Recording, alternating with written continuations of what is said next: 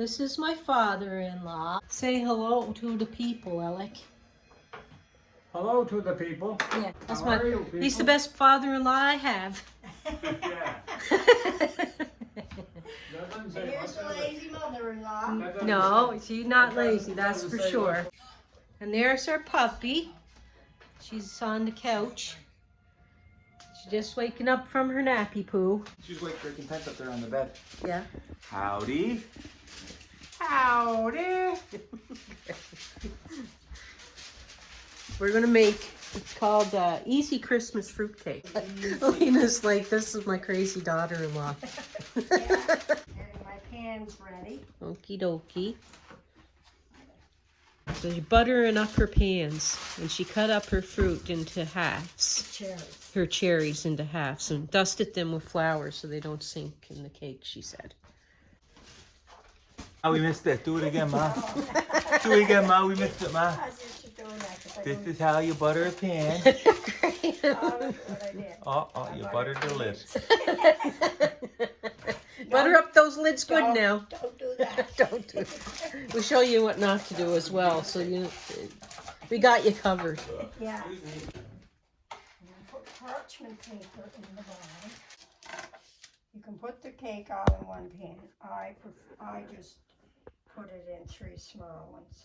I like the 3 little ones that you do, because and then you can take them out at different times, because it's just me and Graham. And you can freeze this. Yeah, and you can give a little one as a gift. Yeah. Freeze as well. Just line the bottom of the pan with parchment paper. Or if you don't have parchment paper, you can use brown paper. Okay, that's a nice idea. Grease it slightly. This is called Easy Christmas Fruitcake. Yeah. It's not bad, you know what I mean? It's like when you got the shot, you know.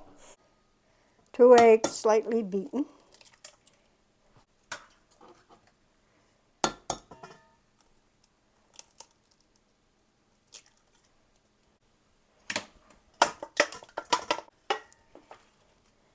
Green and red cherries, 1 cup of each.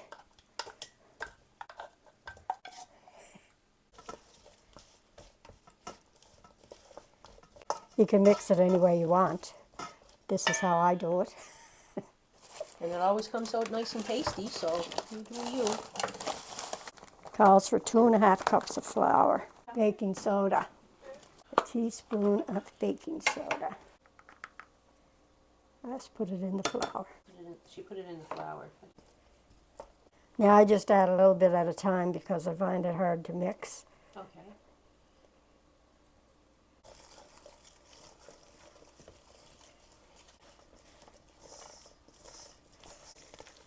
We have to put in a can of Eagle brand milk.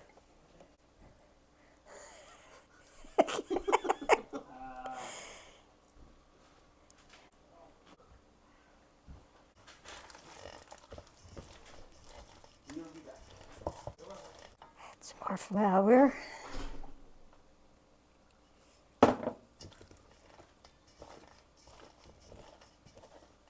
Need a cup of this mixed fruit.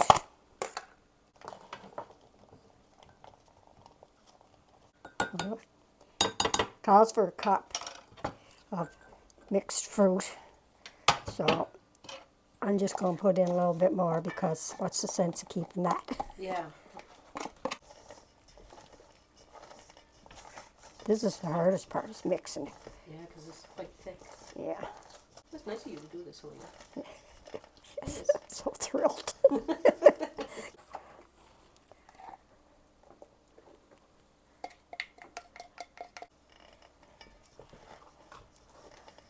Oh, I'm going to turn my oven on. Oh, okay.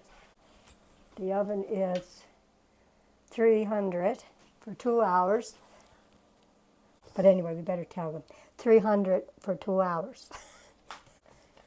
Now, you need 3 cups of minced meat. I love that stuff. That's too much you don't like that, yeah? Yeah, I don't think there's anything I don't like anyway. I like the minced meat pies. Yeah. The little ones. 3. Oh, 3 cups. 3 cups of minced meat. I still need another half cup of flour.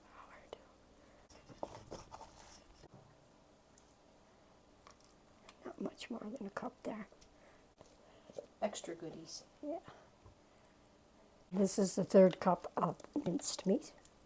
And I have to add another cup of flour. Half a cup. Yeah. Half a cup of flour.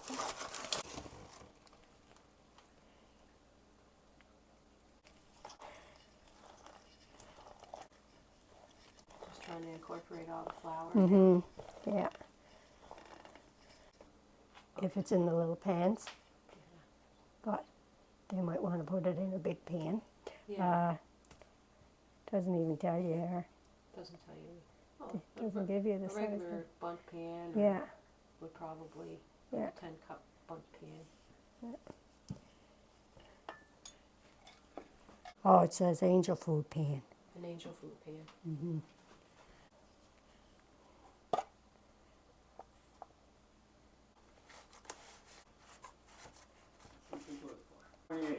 Mm-hmm. He says, still.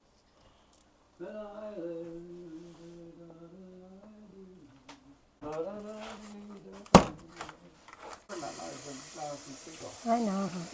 No, I took it off for that part. Oh, I hope so.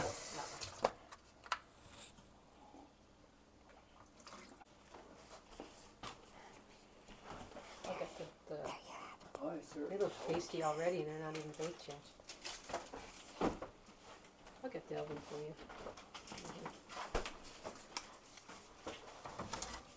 And there you have it. And we wait. Yeah. Hi neighbors, thanks for being here by the way, and I wanted to mention 2 channels that I really love. One introduced me to the other, Pepperoni. He really gets involved with his food and doing great reviews on ready-made meals, and he is such a fun guy to watch, and I consider him a great friend, and I'm going to leave his link below in the description box with this recipe as well. We're just waiting for the cake, the fruit cakes to come out of the oven. And I want to mention from my tiny kitchen, if you want to see someone be creative and bake, he's a professional baker and he's a lovely guy, and I'll leave his link below in the description box as well. And yeah, if you want to take a visit, just head on over, tell them Jerry Ellen sent you, and so yeah, we're just waiting. We're waiting for the fruit cake. You can see if I go this way, but they're puffing up. You can get that one. Cheesecloth. Now I got it recording. Okay, so we took them out of the pans, And we let them cool. and they're all cooled off. Now what? And this is what I do with mine. I take cheesecloth and I soak it in dark rum. Okay. See? Or you could soak it in brandy or whiskey, but I just use dark rum. Wet the cheesecloth with the rum.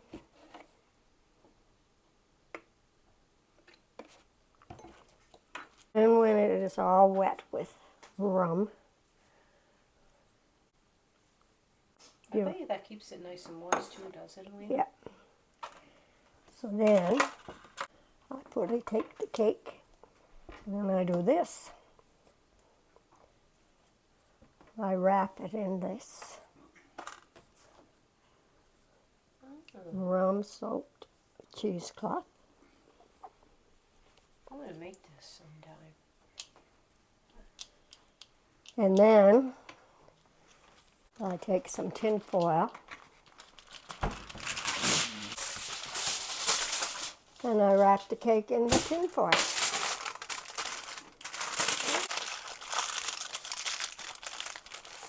And then I store it in a cool, dark place. Okay. And after 2 weeks or 3 weeks, I take it down and I reopen it and I